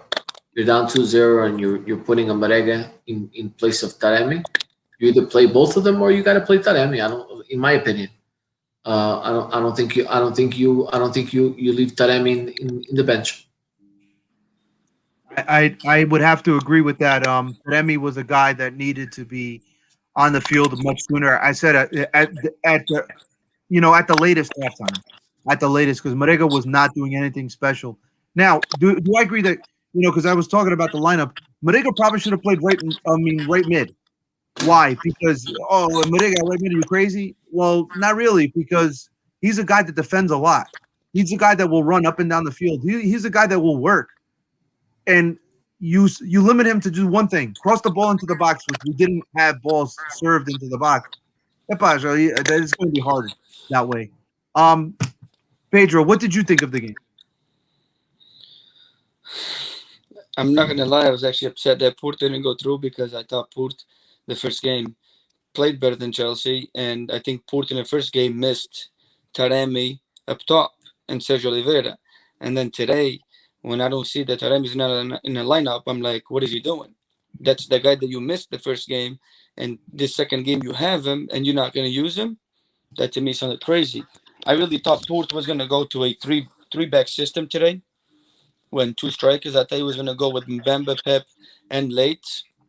Then I think he's gonna go with Zaidu, Corona, the same three guys in the middle, and Marek up top with Taremi. Because you look at Chelsea, the way that Chelsea's lined up, they don't have Timo Werner started, right? That's number one. So then they have Pulisic, and who was the other guy near the wing? I know there was Harvest in the middle, Was it Pulisic, James? Pulisic on the left. They had three guys up there. There was Chilwell. Reece James, right? No, or the other guy, Oh, they had Mount. Mason Mount too. Mount. Okay, so basically he has one winger, which is Pulisic, coming in, and then you have two guys that are basically number 10 players, Mount and Harvard. That's what they basically are, their real position. So they don't really have a true striker. So them not having a true striker, I think Port could have took one of those guys from the back and moved up and stood with three guys in the back. Because the only dangerous guy in there that would be like dangerous with speed would be Pulisic. Mount and Harvest, they're really not that fast. Great players, but not that fast. And I think Port could have used that extra number up there with, maybe Banega with his speed and strength, disturbing the defenders. And I think to me, if Taremi starts, Port might get, another goal or two, because Taremi is a striker, man. He's not going to stay that long in Port. I'll be surprised if he's at Port next year. I think he'll stay. I think I'll be this very is this. surprised. Hey, if he does stay, he'll be only 1 year. That's it. I think he's Portuguese league is his ceiling. I think that's the best he can do. If he goes anywhere else, he's going to be a backup. And what's the point? Maybe he'll go to the Italian league. I'll say that. Maybe he'll go to the Italian league, but I don't even think that's good enough. He's a good striker, man. He's a good striker. Nelson, what did you think of the game? I'll be honest with you, Bruno. I only watched the highlights, but in both games, I mean, defensive mistakes cost Porto the elimination. Simple as that. I think Porto played better than Chelsea. Porto could have definitely advanced. I think UEFA is pissed that they matched up Bayern Munich with PSG, because if you guys have a chance to watch that game, that was one of the best games I've watched in a long, long time, guys. Watch the replay. You guys will be completely impressed. It was like a ping pong match. So, but overall, like I say, I think Porto could have definitely, beaten Chelsea. I don't think Chelsea's that great, to be honest with you. You know what I mean? I know salary-wise, money-wise, it's no comparison to Porto, and Porto lost because of defensive mistakes. Simple as that. Yeah, I think it came down to that. It was definitely defensive mistakes that was the difference in this. There's really not much more you can say. Actually, there is. I think I've said this before. I'll say this again. I might have not said this on the podcast. I think Sergio Conceição is a fantastic coach to prepare a team for a game. His biggest negative issue is making in-game adjustments. How he's reading the game, how quickly he can make the adjustments to the game, and all that stuff. It's just not there. And I think today was a prime example of that. You needed to make a change at halftime. The last game against Chelsea, he should have made some changes at halftime. He never did. And honestly, you look at the bench, you got Marega, you got Taremi. I think Captain said something that our best striker is Taremi. I'm going to argue that our best striker is Ivan Nilsson. I think he's our best finisher. Is Ivan Nilsson.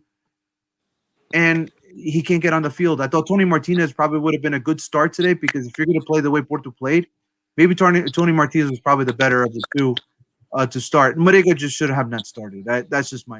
The other thing that I didn't understand is that I've seen this a few games already, and they worked for Porto, and they worked. That when they needed to push for the win, he put Corona as the right back, basically right wing back.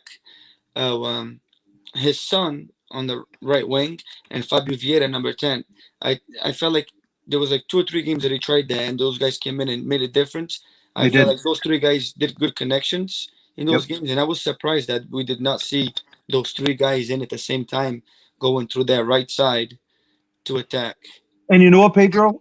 Another thing that you did mention, Fabio Vieira came in against Tondela, and he changed the game drastically for Porto. That's when Porto started to attack again. He opens the game wide to the wings, and Porto just starts attacking it differently. That's versus like they should have won in a halftime. probably, and I think the big Cedric Conceição excuse is that he's young. He's got to stop with the young talk and all that other stuff. I think he's holding a grudge because of the Boa Vista game when Fabio Vieira started. Possible. But the thing is, Fabio Vieira, he put him play number 8, box to box. That's not what he is. You're right, and that's Cedric Conceição's fault. He's got to look in the mirror and say, "This is my bad. I thought he could do this. He clearly can't." So let's a coach's position, a coach's responsibility is to put the player the best way possible that he can produce for the team. It's not try to transform someone that they're not. He tried to transform Oliver Torres. It just didn't work. He's trying to mold Fabio Vieira into more of this box-to-box player. That's not who he is. He's not who he is. He's a guy of liberty. He's a guy that needs to play behind a striker or something like that. He's got to be the number 10 where he can move the ball from side to side and he can take shots from out of range. Anything else you want to talk about, Nelson, on that one? I was going to say, I agree with you. Forget about the age. I mean, look at Mbappe, look at Allen. You know what I mean? Like all these guys, like 18 years old, 19 years old. Like, forget the age. If the guy can play, let him play. Who cares about the age? You know what I mean? It's like I don't know why they do that sometimes. I really don't get it. Look at here. Look, this is a good example. You got 3 50-year-old guys and 1 18-year-old guy right here. You know. Who's a 50-year-old guy? George? Yes, George. Jorge is 50, pá. Almost. But Pedro, another thing, like Sergio's son can only play if the wind is over 10 miles an hour. If it's not over 10 miles an hour, then it's too obvious. Eu estava à espera que vocês dissessem isso. Oh, Nelson, be careful what you wish for, because now we're going to Madeira, to lá no alto, lá no Chopana. E o vento é forte lá. So be careful what you wish for. Olha, titular isso, 90 minutos garantido que ele vai jogar. I want to throw this up because I find this a little interesting here. You guys believe that a best out of 3 in the Champions League would be better versus the aggregate 2-legged? No. Too many games. Too many games. Okay, very good. Not only All too many games. What happens after 90 minutes? So let's say you still got to do overtime every game to see if somebody wins. I'd say you 90 and the best out of 90. I don't know. Best out of 3. O Barcelona levou 8 o ano passado, há 2 anos, do Bayern de Munique, se fosse a 100, então já vi uns 20. Did you guys watch Sorry? Did you guys watch the other game or highlights? I didn't see the highlights yet. But I know either. PSG passed. I think Bayern Munich needed one more goal to pass, but they weren't able to do it, right? Yeah, but it was just sick. You guys got to watch the highlights. Like I saw the highlights at halftime, and Neymar hit the post twice. Aquele Naves é He's If good. acontece. All right, we're gonna preview because we're running out of time. We're gonna preview. It is match. What is this? All right, Boa Vista Pass Freire on Friday. Starts Friday, huh? Nelson, cuidado. And then for Sporting, Nelson, you're the Sportingista on the show. What's the score? Oh, I think we're gonna win this game. I think 2-0. I really 2-0. Yes, 2-0. At halftime. É assim mesmo, gosto da confiança, pá. Like I think we're gonna show up for this game. I really do. I definitely think we're gonna win the game. Right? Pedrão, fala. I think there's going to be an upset, 2-1 Feirense. Like é assim mesmo, Pedro, caralho. How about you, George? I'm hoping for a 0-0, but I think Sporting takes it 1-0. I see. I know what you're doing there, George. I know what you're doing. And people don't know you, but I know you. I could be wishful thinking. I could have wishful thinking, but I think just a big, just a really bad performance by Sporting. Sporting levanta uns 3 ou 4, man. E também pode ser possível. They haven't scored 3 goals since Who? what was that game? Yeah, Sporting. mas como é que se diz? They bring all their anger out, man. They might kick it on them, and they might give 3 or 4. You never know. Against Farense is going to be tough, dude. They're a tough place to play. And I was forwarded the Sporting podcast, and Sporting users are checking the weather. That's how worried they are. They're checking the weather. The weather. Ai, Jesus. Ai, Yeah. que malão, pá. It's close to the Nelson, ocean. the weather. Yeah, it's close to the ocean. That's The a tough. waves That's and a tough shit. game to Like, play. come That's on. tough. That's a tough game to play there. Eu já fui olhar a maré e tudo, caraças. Like, I already know, like, you know, like, how big the wave's going to be and shit. I'm ready. I'm going to tell you this, Nelson. Sporting Farense 1, Sporting 0. Ryan Gold with the winner, late 94th minute. Oh, dude, if it's Ryan Come Gold, on! don't say Ryan Gold, please. That would piss me off even more. Ryan Gold. Guess Look who's at good Gold, for man. Coutinho? All right, I'll be back. I'll be back next show to see if we were right or wrong about this. All right, Bolinense Marítimo. By the way, you're getting a lot of fans. They do like you on the show, just so you know. Thank you. I appreciate it. That's right. Bolinense Marítimo, And the Guimarães, camisa. Santa Clara. I think Miguel Vieira asked about Guimarães. We did talk about them earlier in the show, but we're not going to go back to it again. But we're going to talk about it. Guimarães is struggling right now, and against Santa Clara is hot. You know what? I forgot. Pedro's Santa Clara. Pedro, give me the score here. Pô, é 3-0 para Santa Clara, man. Ih, no Guimarães. 3-0, man. É lindo. 3 batatas. Não joga mal ali, man. Pô, então, o Varela, cada bola que vai à baliza é gol, man. Ele só olha para ele. Guimarães está mal, man. Guimarães está mal. Santa Clara está a jogar bom futebol, pá. Pô. Yeah, tá, Yes, they're very, No. very good. Very Santa good. In Clara seriousness, está a they jogar are. bom futebol e está confiante. Olha, e aquele gajo que era do Porto, o Rui Costa, pô, Yes. está com os pés quentes. Deixa Yeah. Tá bom. George, I'll let you pick this one too. Go ahead. Who? Guimarães Santa Clara. Jorge, Dude, se quer pelo menos, no. se quer pelo menos dá-me um 0, man. Pô, No. So Santa Clara wins 2-0. 2-0. Epa, fogo. Nelson. I got to take care of my B Well, team. I got to go against Pedro since he pissed me off before. Pô, Even though Guimarães is struggling, I say Guimarães 7-0 against Santa Clara. ai, caramba. Pô, olha, por causa dessa vais perder o campeonato este ano. Oh, Nelson. Offer him a drink, bro. No. You want a Macallan? I'll give you a Macallan, brother. It's all good. I'm gonna say 2-1 Santa Clara. 2-1 Santa Clara. All right, Moreirense Tondela, Benfica, Gil Vicente, Jorge. Gil Vicente coming off the loss. 5? Não, 3-0 jogar contra 9 e 2 penaltis. That's your dream scenario. Okay, tá bom. No, 3-0. 3-0. Okay. Pedro. 3-0. Okay. It's Nelson. Virtual high five. 2-0. 2-0. I'm gonna Pós say Gil Vicente, diz o Nelson. Não, porque o não. Nelson não escolhe o...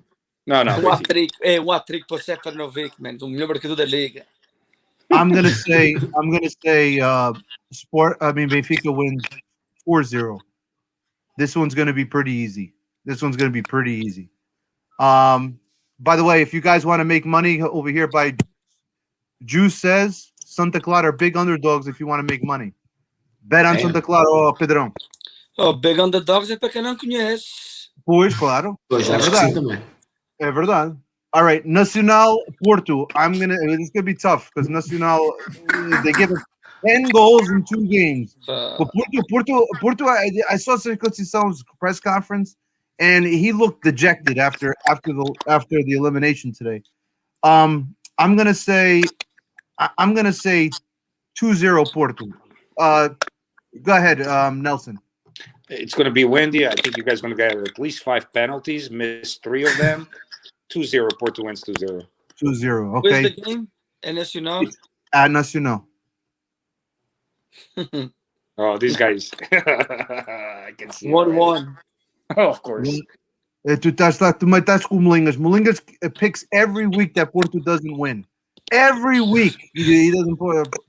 It's unbelievable. George, I think my boy Machado, who doesn't like Porto, pulls one of those 11 behind the ball, and it's a 0-0 tie. I mean, listen, this game actually kind of gets me a little worried, to be honest. All right, Rio Ave Braga. This is a big game. Rio Ave struggling down at the bottom. They've been caught up by some other teams, but Braga is also losing the train to the Champions League. George, what do you got? 2-0 Braga. Wow, really? Okay. Top Seco. Rio Ave's at home. Rio Ave wins the game 2-1. 2-1. Nelson. 1-1. I think Yeah, I Braga agree is with- done. I'll say 2-2. I think E it's quer going que, to o be. Braga, quer que o Braga perca? Quer que o Eu Braga, também. quando o Sporting for ao Braga, pô, o Braga tem que ganhar, pá. E o Rio Ave. E o Rio Ave. O Rio Ave começa lá o Miguel Cardoso lá, meteu os dedos para o ar. Mas Pedro, então estás errado. Tu devias crer que o Braga ganhasse agora para ficar perto do Benfica. Porque se o Braga perder pontos antes de jogar com o Sporting, já vai estar muitos pontos atrás do Benfica. Já não interessa depois. O Braga Não, mesmo não, fica, não. mesmo, olha, mesmo perto ou longe, eles nunca mais vão chegar ao terceiro lugar, já não cheira, pá. All right, the last game of the week is going to be Famalicão Portimonense. Two hot teams at it. That's going to be a very interesting game if you guys can watch it. It's going to be It's going to be game of the week. that could be the game of the week. To be honest with you, if you know taking away the top three, it could be. I think I did read somewhere today that I think the league is thinking about pushing the Nacional Porto game to Sunday. I don't know why all the games are on Saturday. Is there a holiday or something coming up? Portugal? Yeah, probably. There's almost every weekend there's a holiday. That is true. All right. No. No. We think the real is 2 weeks. Olha, Olha o Leão. Olha o Nelson com o Leão. Famalicão Portimonense 4-3, Famalicão ganha. 4-3. 4-3. São um jogo de batatas, man. All right. I wanted to share with you. I'm going to share this with George, and then I'm going to share it with you two guys too, so you guys have an idea, so you guys can follow. These are the remaining games of the season. George, you could start talking about it. Which one do you think? It's in our chat. Which one do you think is the easiest, and which one's the hardest schedule? Well, maybe you could bring it up. No, can't you bring it up on share? Bring it up. I don't want to because of the newspaper. Oh yeah, it's the newspaper. Okay. So for the Sporting game, Sporting's got Farense, Belenenses, Braga, Nacional, Rio Ave, Boa Vista, Benfica e depois os vossos amigos da Madeira, o Marítimo. Para acabar o campeonato. Este gajo já devia estar Porto na tem- televisão, corrupto. O Porto tem Nacional, Vitória de Guimarães, Moreirense, Famalicão, Benfica, Farense, Rio Ave e o nosso amigo Petit, que depois do último jogo também. I did send it to you guys, both Pedro and Nelson, so you guys can also follow, if you guys want. Em Benfica há Gil Vicente, Portimonense, Santa Clara, Tondela, Porto, Nacional, Sporting em Guimarães. Out of the three, I think Porto has the easiest schedule. You're I out would of say. you're out of your mind. Sporting has the toughest. I do agree. I I do agree think with you. Porto has the easiest.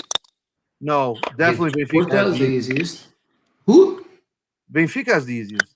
Benfica plays Porto, plays Sporting, Okay, plays Sporting. and that's it. Yeah, but who do you No, play? You play at Portimonense, which is going to be a very difficult game. Santa Clara might be a tough game at home, but I think you'll manage. Might be we lost against Santa Clara first round, no? No, you tied 0-0 We in the tied. rain. Yeah, but We last tied. year, That's right. We tied. last year we lost 4-3 at home. You're right. Exactly. I do. That was the Zaidu party. So we have an easier game than you. I think so Easier? because I'll tell you, we're at Nacional, which all right, whatever. Okay, you're Nice. at Nacional. You're at Nacional. That's 10 goals in 2 games. Guimarães também vai por caminho dos 10 goals por 2 games. It's going to be. What- I mean, Moreirense away is tough. Yeah. Famalicão right after. Is tough. We're at Benfica. We have to play Farense, who is struggling, but they do play well. With George Costa as the coach. No, George, at that point, you can't play games like that, man. You can't play games like that when you're down at the bottom. Rio Ave away is going to need the point, and then we have Yeah. and then you have Sporting. Sporting has they're at Farense, which is going to be tough. And there's some tough Home, games. home to Belenenses, which is going to be tough against Petit, and they need the points. Then they're at Braga. I think that that's a game that Nelson. I think you guys are going to win. On the road at Braga, I think you guys beat them. It all depends.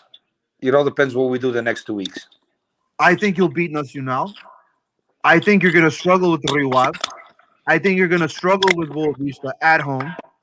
I think you're going to struggle with Benfica, and I think you're going to struggle with Benfica. Holy shit, we're going to finish in 10th place by your comment. No. Are you I kidding told me? you.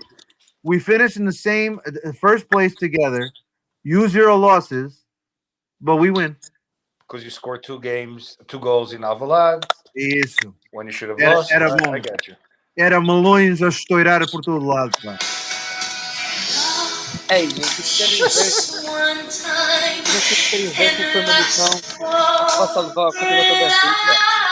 In case you don't know, this is the Titanic song. Don't ever let go.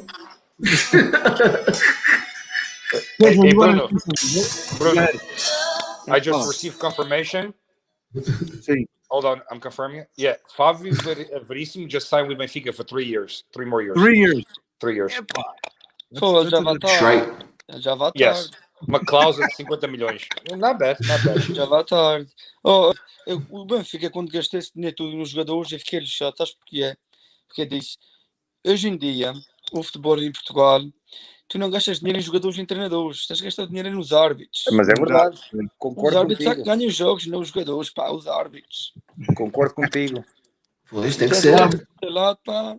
Pedro, I didn't get your interpretation. Did you? I said, Which one do you think is the easiest? o I think Benfica. they're all tough, man. O I think Benfica. they're all O tough. Benfica não perde mais um jogo, pá. É o Benfica, é. Mas pode empatar. Olha, como o Jorge diz, o Esferovic está com o pé quente, pá. Trabalhamos no treino, em algumas coisas, por isso está a marcar golos, pá. O Esferovic. Take it easy, ok? Take it easy. Okay. Tá bom, tá bom. Juicebox also said that Benfica might have the toughest schedule, but I don't see it that way. I really don't. I think Sporting is the one that has the toughest Sporting has schedule. the toughest schedule. Because what I said, every team that Sporting is playing, they all over there tight with points, and they all need the points to maintain Yep. in Division 1. And you have teams like Belenenses, Maritim. That's teams that don't want to drop, man. They do not want to drop whatsoever. Nacional just came up, another team that doesn't want to drop. Mas também foram buscar o Manuel Machado, que não vale uma merda como treinador, é só levar sacos de batatas, mano. Esse gajo no fim do ano vai estar com batatas que podem vender pelo Portugal inteiro. Sorry, Pedro. I just They doesn't have a hard time with the Corinthians. Oh, Oh man. I'll be honest with you guys. If there's one team that I despise, it's Marítimo. I will never forget. I know Isidro loves him. I will never forgive them for that game against Benfica. Renato Sanches got a red card, and they didn't even cross midfield because all their fucking players were paid. I will never tu forgive them for that. vais ficar I pior want them in the ainda. fucking 5th division. Tu vais ficar, não, este ano vai fazer pior, porque tu quando perdes com o Marítimo, o Rodrigo Paim vai marcar mais 2 golos, pá. Pô, quando vai jogar com o Benfica, não joga. I mean, come on, Por it's isso, like fucking- o gajo já é feito de águia ao peito, cara. Que é tu Esta vai ser a canção de sexta-feira. Dá-lhe aí.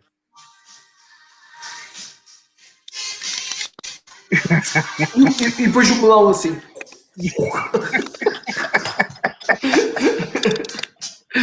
All right, Depois- guys. Go ahead, Jordan. Nelson, sexta-feira vou eu comprar uma garrafa de Macallan depois do jogo. Oh, dude, I might finish this one by myself if we don't win. The game. That's for sure. You better believe it. Oh well, man. guys, Well, I guys- really appreciate it, man. Hey, Nelson, it was Anytime, fun man. having you on. Anytime. Rachel, great having you on. George, great having you on. This was really good, man. This was really good. I didn't have to mute anybody. Breath in the words of a poet, it was a breath of fresh air. Nice. It's Nelson do Carrasco, man. Have a great night, guys. All right, guys. I'll see you guys Thank you next so much, week. man. Thank you. Check in. Oh, cuidado sexta-feira. Could be a good Friday for us. Take it easy. Take it easy. All right, guys. Have a good night. Thank you for having All right, guys. Have a good night. Good night. Bye bye. Take care, guys. Have a good one.